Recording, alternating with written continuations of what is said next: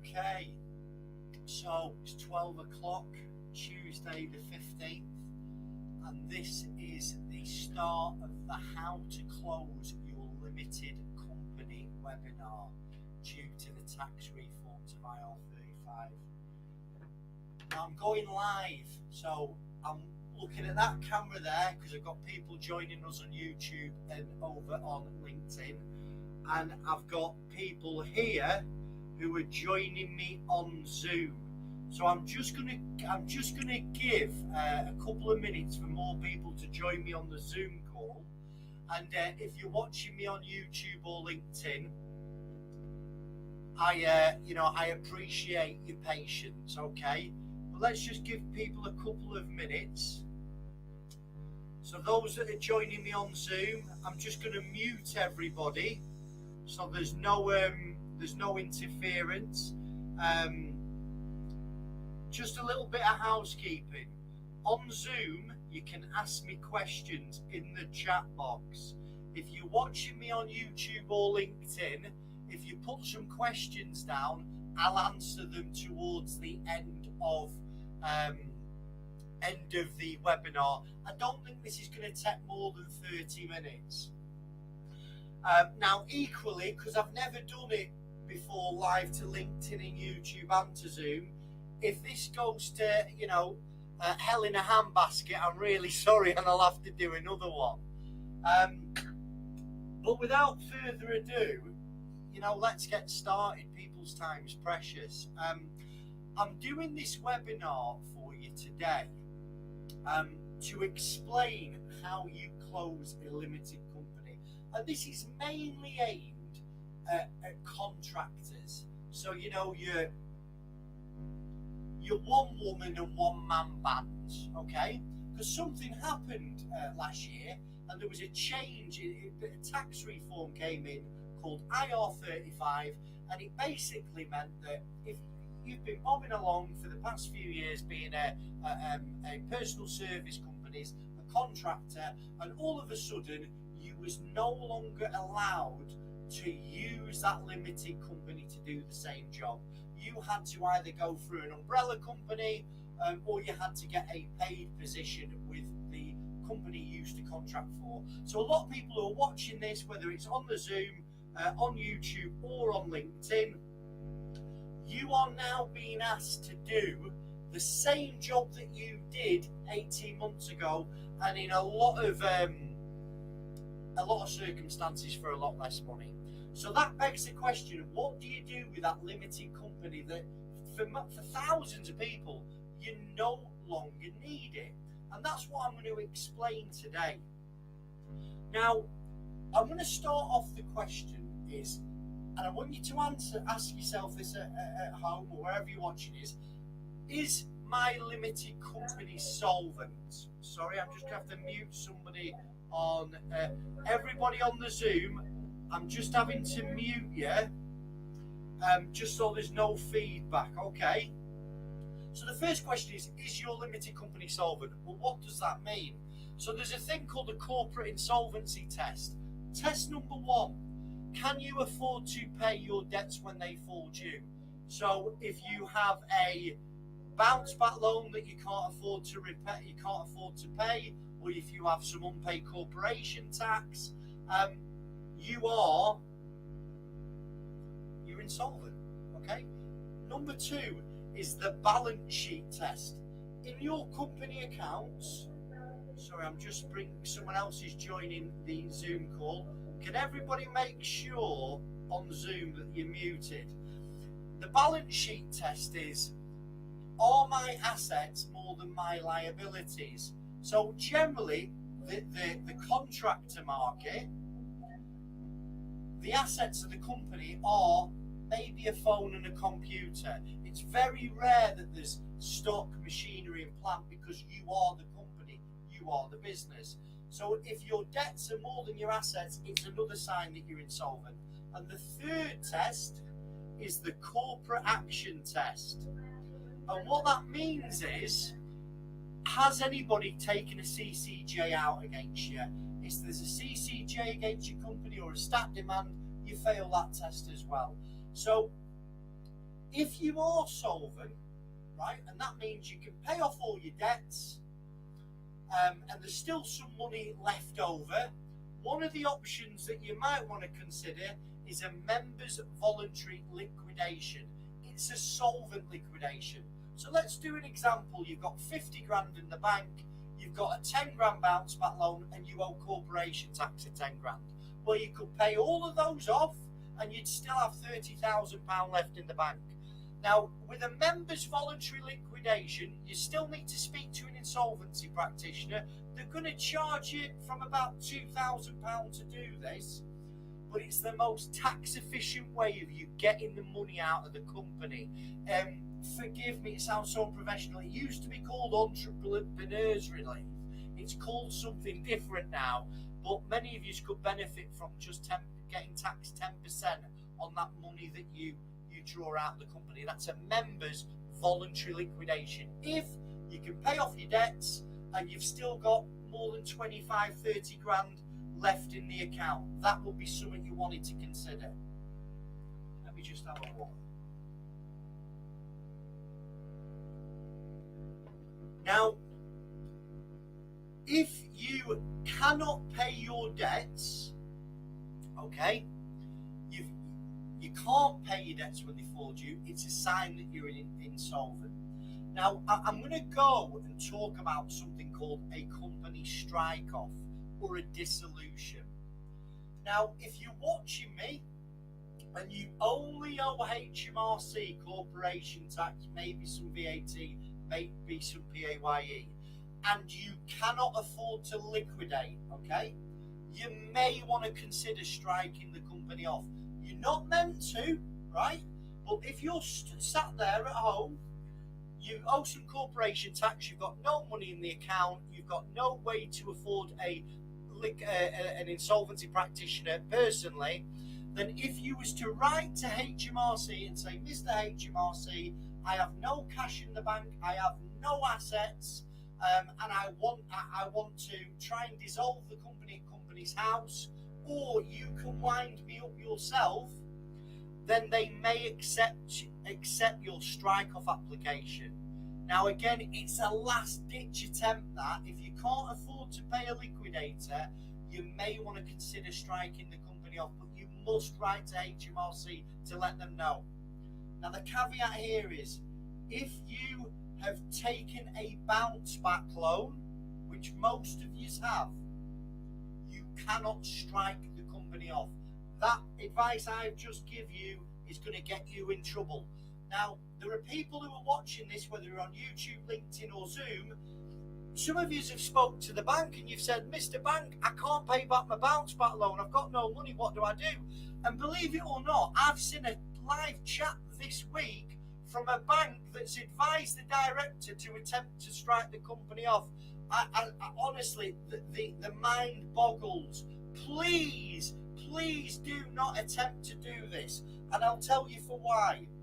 There was a new law that came in at the end of December 2021, and it's actually law from February 2022. And it means that you cannot attempt to strike a company off with a bounce back loan. Before bounce back loans, lots of directors use this loophole to avoid insolvency practitioners' costs, to avoid investigation, and they tried to strike the company off. Now, if you do that, having knowingly taken a bounce back loan, first of all, it's highly unlikely that the bank would allow that to go through on Company's House, because when you apply to strike a company off at Company's House, the banks who've lent you the bounce back loan will have a little checker against your company, and it will be alerted to the fact that you've tried to strike the company off at Company's House, and the bank will object to it very simply, okay?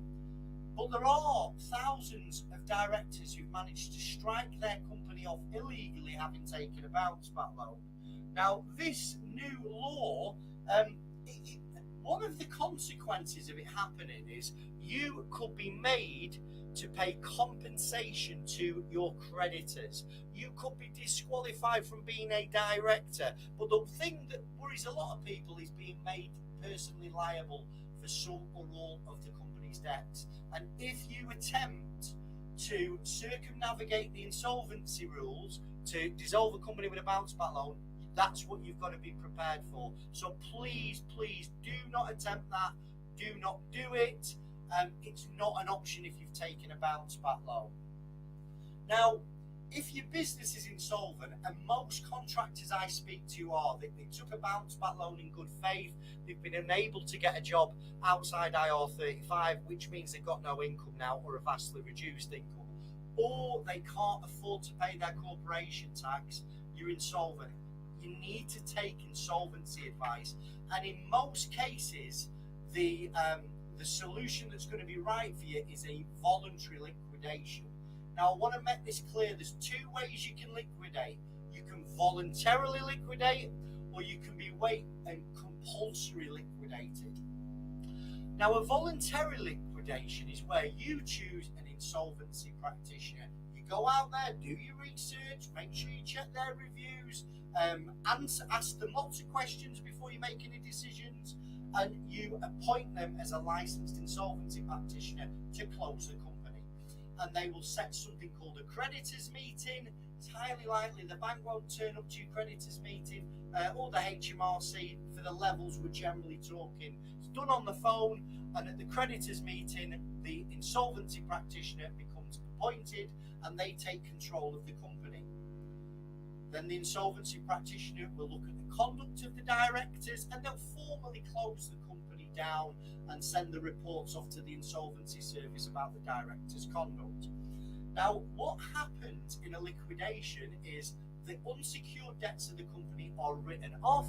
If there's any assets in the company, it's up to the insolvency practitioner to realise those assets and distribute any money to creditors. But I have dealt with hundreds of contractors over the past few years, and very rarely do you have any assets. You may have some cash at the bank, you might have an overdrawn director's loan account, but generally assets are minimal.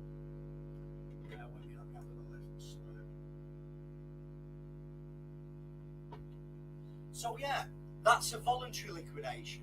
Now the problem with a voluntary liquidation is you've got to pay for it, and a lot of people don't have any money left.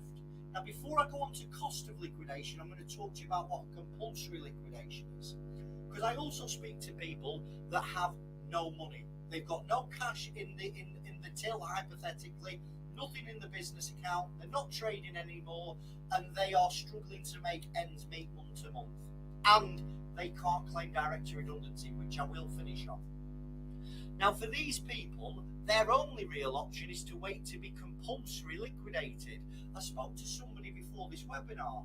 They owe a bounce back loan, they owe corporation tax, they've got no money in the business account, no way to pay liquidators fees. And I've said, listen, ring up the bank, ring up HMRC and just say, listen, I've got no money, I've got no way no way to be able to afford to liquidate. Will you please wind my business up and force me into compulsory liquidation? Because ultimately, the result's the same. Whether you go into voluntary liquidation or compulsory liquidation, the business is going to be closed down, okay? But compulsory liquidation is going to take a while. It doesn't seem like that the banks or the HMRC are issuing winding up petitions at the moment, or they're certainly not issuing them as quick as people would like. So my advice to you is, if you can do, always voluntarily liquidate, because as a director you have a responsibility to act in the best interest of creditors, and letting it drag on for another 12 to 18 months isn't doing that. Another point on this though, the banks who've lent you the bounce back loan, they can only recover their money from the government if you're in an insolvency procedure, okay? So remember, voluntary liquidation is always best, but you're going to have to pay for it. A compulsory liquidation is where you wait, and you're eventually one of your creditors will wind you up. You're sort of in a limbo. Now, the process, let me just check over at Zoom and see if I've had any questions coming up so far. Can I record it on my computer? I would prefer it if you didn't, but if you want to have a chat with me afterwards, I'm going to put a booking request into the comments section. There are other people on Zoom, and obviously I want to respect their privacy. Now, the process of liquidation is, you find a liquidator, do a Google search. Obviously, we can help you in First Business Rescue. You speak to a liquidator, you tell them the situation. Now, you must get everything in writing from the insolvency practitioner. Okay, you want a full breakdown of costs. You want to discuss with them things like overdrawn directors' loan accounts. Very important, because if you have an overdrawn director's loan account, it can cause you an issue in a liquidation. Now, just before I talk about costs and overdrawn directors' loans, I want to talk to everybody about bounce back loans. Now, let me just jump on LinkedIn to see if I'm getting any, if I have any questions on LinkedIn yet. Bear with me 1 second. I'll get the hand of all this multi-platform at some stage, but it's a bit confusing at the moment. I'll be honest with you. I've got questions coming in from all angles.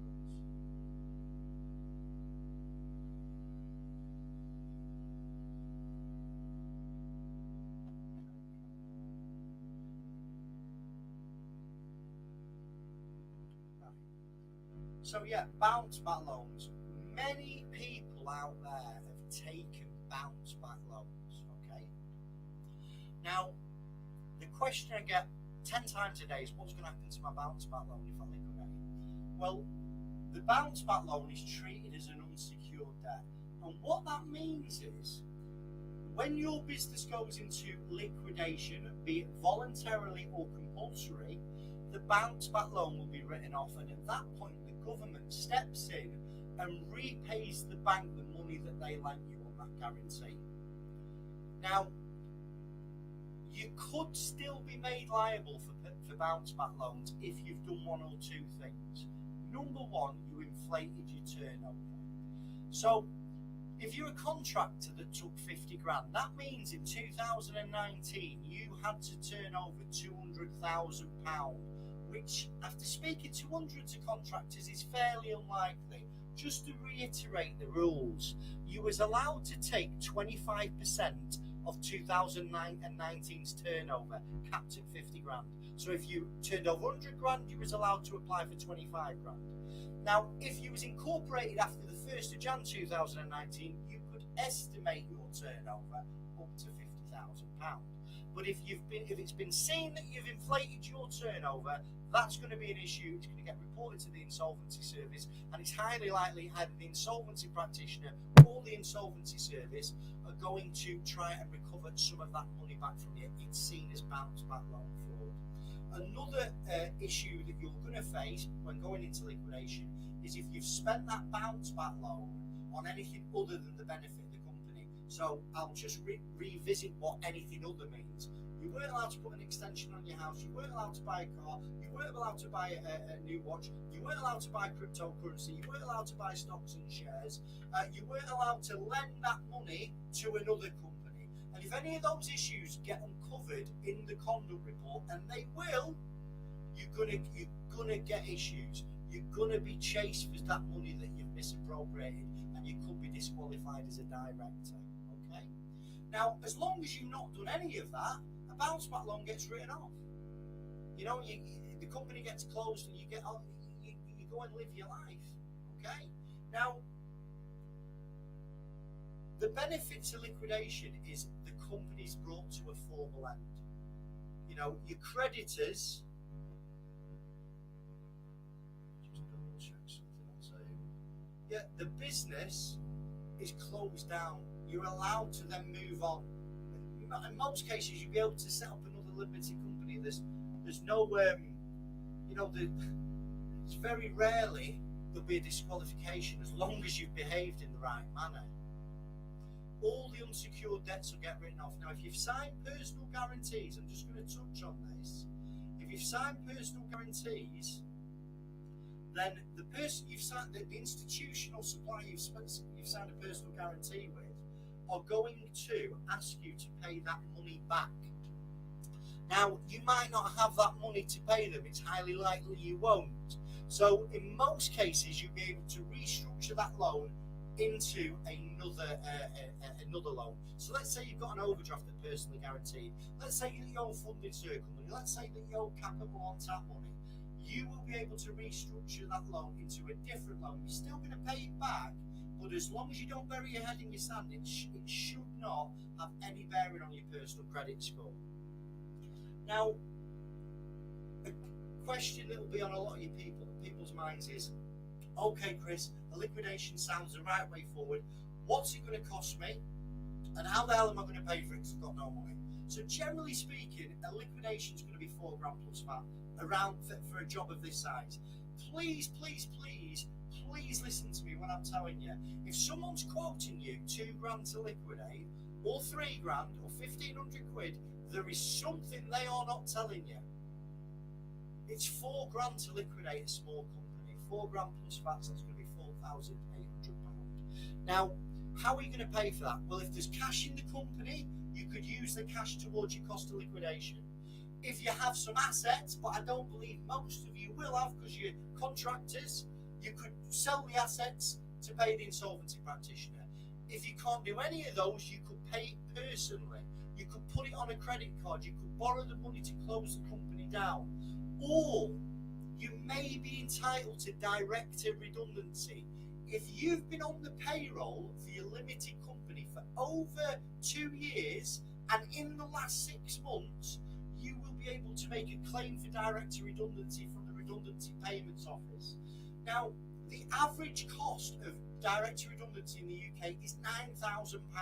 So it's much more than the cost of liquidating. So potentially you could liquidate £4,800 and be left with a couple of £1,000 in your pocket. Now, you've got to be registered on the PAYE. There's no loopholes, no way around this. You either are or you aren't. But many people out there watching this today will be able to fund their liquidation with a director's redundancy claim. Again, if anybody wants to speak to me about this, I'm going to drop a meeting link in the comment section and you book a call with me, or comment on the video on YouTube, the video on LinkedIn, or the video over on Zoom. Now, there's a couple of things I want you to check before you go into liquidation. I'm well aware not everybody on this video is going to make contact with First Business Rescue, but if you did, you'd be in really good company with a #1 business rescue company rated over on Trustpilot, got well over 100 reviews. We are very, very, very, very focused initially on the director giving you the best advice. But if you don't, I'm not going to fall out with you. But there's certain things that you must check with an insolvency practitioner, and the biggest one that trips people up is overdrawn director's loan accounts. So if you don't know what an overdrawn director's loan account, please head over to my YouTube channel where I've done lots of videos on this. But essentially it's where you owe the company money.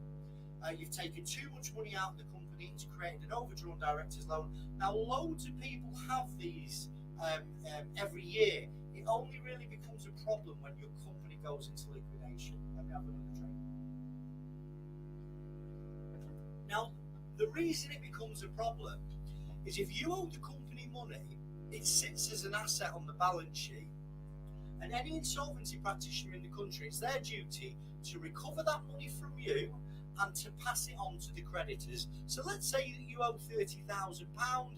The insolvency practitioner is going to write to you, go, Mr. Bloggs, you owe £30,000. How are you going to repay that? Now, you need to know this on day one. You need to know what your position is with your director's loan account. Because if you don't, this is where the troubles start down the line. So First Business Rescue, it's really important that when we're speaking to a customer, we know that they know and we know their problem on day one, and we understand how it's going to be tackled. So, where do you check if you've got a director's loan account? Well, the first place to check is your last set of accounts. If you go down to assets or debtors, it should say director's advance or director's loan account, and it will have an amount. If your director's loan account is in credit, it's not a problem, nobody's going to chase you for it, but in a liquidation, it'll get written off sadly. But if it's in debit and you owe that company money, you need to bring that up with the insolvency practitioner on day one and go, Mr. or Mrs. Insolvency Practitioner, how are you going to handle this director's loan account when I go into liquidation? And here's the reality of it. If you've got lots of equity in your house, you've got tens and tens of thousands of pounds in your bank account, then you're going to have to pay that director's loan account back if If an insolvency practitioner knows you can repay it back and can see that you can afford to repay it back, they will get that money off you. You may get some time to pay that.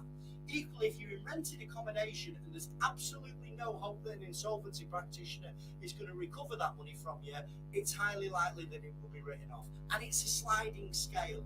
But it's really important that if you have an overdrawn director's loan account, or you suspect there is one, take that time to speak to the insolvency practitioner, and do not move forward in that process until you understand how they're going to view your director's loan account and what potentially you could settle that director's loan account back at. So I hope that has been useful. Now let me just dive back to my friends over on Zoom. Okay, I've had a question come in. Excuse me. Okay, so with a bounce back loan, if you have used it for clearing accumulated personal debts due to no BOP, is that as incorrect use of a bounce back loan? It is, unfortunately. If you've used the bounce back loan to clear personal debts, you've not used it for the benefit of the company, and that's going to land you in trouble. And what you've probably also done, if you've transferred the money from the business account to your personal account, you've incurred a director's loan. So yeah, unfortunately, that's going to be an issue.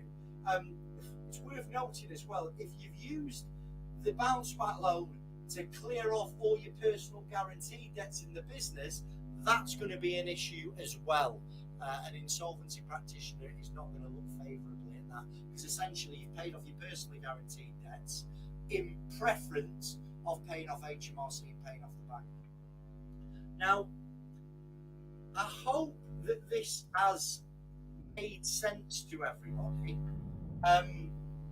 But I'm pretty much finished. You know, I've gone through all my main points. You know, does anybody have any questions? Is there anything that I've not cleared? Anybody over on Zoom like to ask me anything?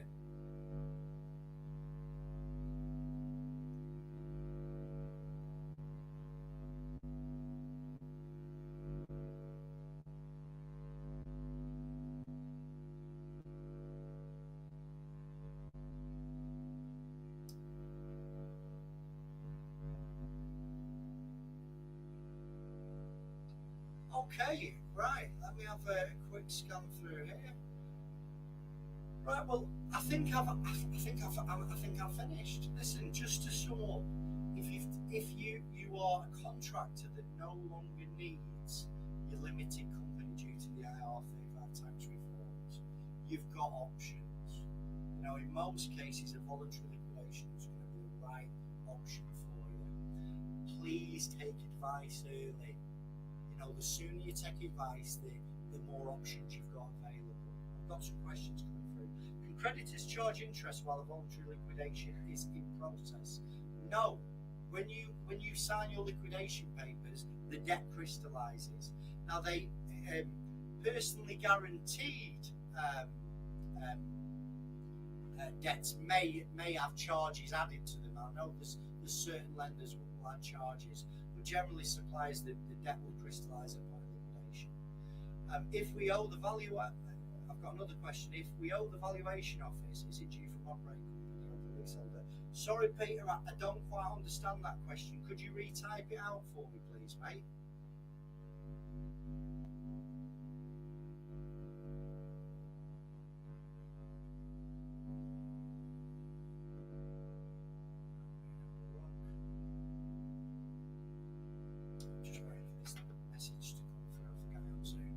Yeah, listen, the debts that get written off in a liquidation are unsecured debts. That's HMRC, corporation tax, VAT, PAYE. Your self-assessment, remember, is yours personally. It has nothing to do with the company. Your bounce back loan will be written off in a liquidation. Any other unsecured debts will be written off in a liquidation. Most of you watching this will be entitled to director redundancy, which should cover the cost of a liquidator's fees. Now, I know everybody's busy here, and I've been going on for, let me have a look, 29 minutes, and I said I'd wrap up in 30. So is there any other questions that you would like me to answer people on LinkedIn, YouTube, or Zoom before I wrap this up and let everybody get on with their days? Speak now or forever hold your breath. Okay. Thank you, Peter. Yeah, so I have a feeling there, Peter, you are being chased for business rates. Business rates are unsecured. They're not to do with you personally, the company. So business rates will be written off in a liquidation. As a leaseholders. No, it will be against the operating company, mate. It'll be against the limited company, not the owners of the building. Okay, I hope that's clear.